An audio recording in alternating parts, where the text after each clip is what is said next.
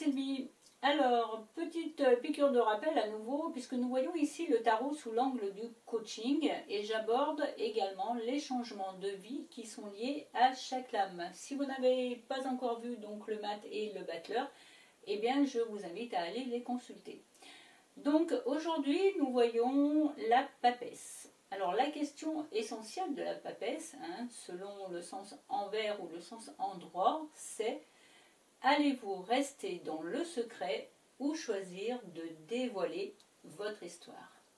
Alors quand vous sortez la papesse dans un tirage, il est bon de vous demander: quelle est l'histoire de votre vie que vous êtes en train d'écrire? Quelles en sont les lignes et donc les tenants et les aboutissants? Vous voyez ici que vous tenez le livre de votre vie des deux mains. C'est donc que vous avez envie de vous impliquer dans la matière. Mais est-ce le bon moment? Vous vous posez des questions, certes, mais est-ce que vous avez le sentiment que vous devez agir maintenant, là, tout de suite? Je vous demande d'y réfléchir. Pourquoi? Tout simplement parce que vous pouvez constater que la papesse est assise. Nous avons vu précédemment deux personnages debout avec le mat et le battleur. Le premier regardant son chemin de vie tout entier, souvenez-vous, donc il regardait vers la droite. Le deuxième étant en phase d'apprentissage des différents aspects de sa vie, du domaine concerné. Là, il s'agit maintenant, après avoir noté, enregistré tout ça, de laisser agir un temps de maturation. Sincèrement, croyez-vous qu'à toute question, vous puissiez recevoir une réponse immédiatement? Peut-être que vous pourriez, mais ce ne serait pas forcément la bonne réponse. Parfois, il est bon effectivement de laisser macérer les choses. Maintenant, voyez à quoi est relié ce livre. Vous voyez ici le symbole de la croix, dont une pointe est dirigée vers le cœur et l'autre vers le centre du livre, vers le milieu. Que vous souffle votre cœur? Que vous dit votre alignement intérieur? Qu'en est-il des différents niveaux de votre vie? Votre environnement, par exemple. Ici, il semble quelque peu fermé. On le voit avec tous ces différents voiles. En fait, il y a des doubles voiles, le voile que porte la papesse sur sa tête et le voile qui se trouve derrière, qui s'appelle un dé. Donc tous ces différents voiles sont là pour en fait cacher quelque chose aux yeux des autres ou vous cacher quelque chose à vous-même. Vous pouvez observer qu'ici votre comportement est en phase et bien justement d'observation. La papesse est assise. En fait, elle ne bouge pas. Le battleur ne bougeait pas, mais il était debout. Or, la papesse est assise. Elle n'entend pas non plus. Ses oreilles, comme le mat, mais d'une manière différente, sont inaccessibles à qui voudrait lui parler. En coaching, il est dit qu'il n'y a pas de non-communication. Si la papesse communique, nous sommes ici dans la communication non-verbale. Alors, qu'est-ce que votre esprit aurait envie d'écrire sur ce livre que vous n'exprimez pas verbalement? Posez-vous la question, car cela a une influence certaine sur votre corps physique. Vous voyez ici que la cape de la papesse est bleue. Dans le monde extérieur, elle est donc totalement passive, puisque le bleu, nous l'avons déjà vu, est la couleur de la passivité. Nous rejoignons d'ailleurs le nombre 2, qui est un nombre pair, et donc un nombre passif, contrairement aux nombres impairs, qui sont des nombres dits actifs. Mais, par contre, la robe de la papesse dessous est rouge, ce qui indique que son intérieur est en complète ébullition, un peu comme une cocotte minute qui serait prête à exploser. Pour autant, ce n'est pas encore le moment. Demandez-vous plutôt si vous ne devriez pas attendre encore un peu avant de vous lancer par rapport à votre question, bien sûr. La clé, eh bien la clé c'est vous qui l'avez. Voyez ici comme une serrure dans laquelle vous pourrez l'insérer dans quelque temps. Par exemple à l'étape de l'impératrice, pour faire sortir de vous-même souvent par la parole ce qui doit l'être. Mais pour l'instant, vous voyez bien, ici, au niveau de la gorge que ce n'est pas possible. Le temps est à la mentalisation, pas encore à l'expression verbale. Passons maintenant, ou plutôt revenons au voile. Donc je disais tout à l'heure, l'un derrière vous, l'autre qui couvre votre tête. De quoi? De qui vous cachez-vous? D'une personne en particulier? Est-ce que le monde extérieur vous fait peur à ce point? Contrairement au battleur qui pouvait avoir une barrière devant lui, souvenez-vous de la table qu'il avait devant, la papesse a des barrières, mais ces barrières sont derrière elle. Quelles sont ces limites, ces barrières que vous mettez dans votre vie? Par rapport au passé, par rapport à ce qui est derrière vous, par rapport au passé aussi, puisque la papesse regarde à gauche. Qu'est-ce que vous ne voulez plus voir ou plus entendre, plus voir, puisqu'on voit que la papesse ne regarde pas en fait le livre de sa vie et ne regarde donc pas forcément sa vie, et plus entendre puisque ses oreilles sont couvertes. La plupart du temps, le fait d'être bloqué dans son présent est dû aux événements antérieurs. Vous avez dû le remarquer, c'est quand même assez souvent le cas. Donc qu'est-ce que vous n'avez pas encore assimilé, pas encore compris de votre vie d'avant?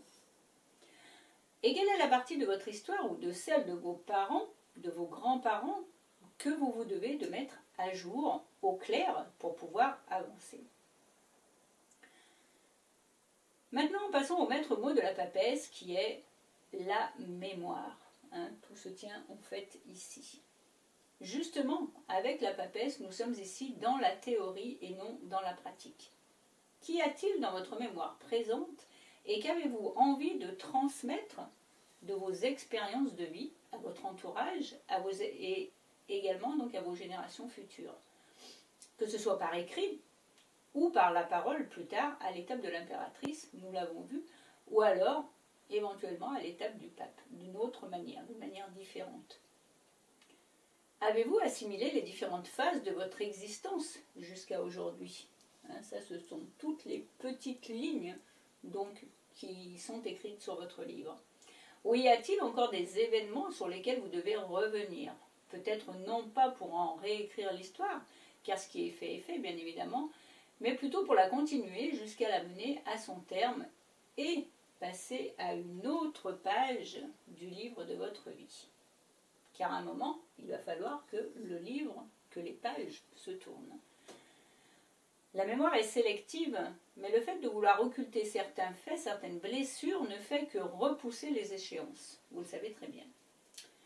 Alors je vais vous donner l'exemple d'une personne qui a vécu des événements difficiles et qui s'est détournée du coup de la vie extérieure. Elle s'est emmurée dans son silence, a posé une limite dans sa vie que nul ne peut franchir. Excusez-moi, j'ai déconcentré. Bien entendu, c'est un exemple dans un domaine précis. Elle pourrait dire « Je ne te parle pas et tu ne me parles pas, car je n'ai pas envie de t'entendre et encore moins de t'écouter. » Or, ce qui bouillonne à l'intérieur va devoir s'évacuer, toute cette partie rouge ici, à un moment ou à un autre. Sinon, sans vouloir être alarmiste, bien sûr, il se peut que ce soit parfois la maladie qui prenne le dessus, car c'est alors son corps, et donc votre corps, qui exprimera haut et fort cette parole qui s'est tue. Tu. Écoutez bien ce mot, T-U-E, ce qui nous amène au verbe tuer dans le langage des oiseaux. Se taire, on le voit bien ici, se taire, c'est donc se tuer un peu, tuer une partie de soi-même. Pensez-y. Si vous avez des remords, des griefs, des regrets, vous pourrez alors vous en libérer à l'étape de l'impératrice. Je reviens encore une fois dessus, car l'impératrice, elle, s'exprime. Nous verrons ça la prochaine fois. En attendant, écrivez ce que votre cœur vous dicte. Maintenant, passons au changement de vie concerné par la papesse, puisque, comme dans toutes les lames, il y en a. Alors, avec la papesse, nous entrons dans les transitions de vie familiales et même transgénérationnelles. Apprenez, si vous pouvez, de votre lignée, de la vie qui s'est écrite au fil des siècles, puisque ce livre n'est pas que le reflet de votre vie. afin de pouvoir en poser les valises qui ne vous appartiennent pas, car le fait d'agir ainsi peut vous libérer d'un poids devenu beaucoup trop lourd pour vous avec les années. On a le symbolisme de la lourdeur ici. Pensez-vous que vous auriez intérêt à commencer à aller à la pêche aux informations?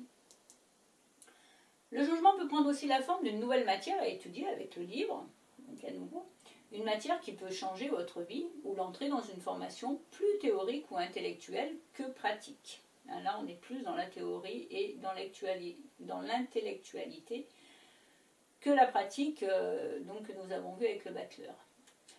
Parfois, en vue de passer un examen, donc qui peut aussi changer votre vie entière par l'obtention d'un diplôme et donc d'une nouvelle carrière.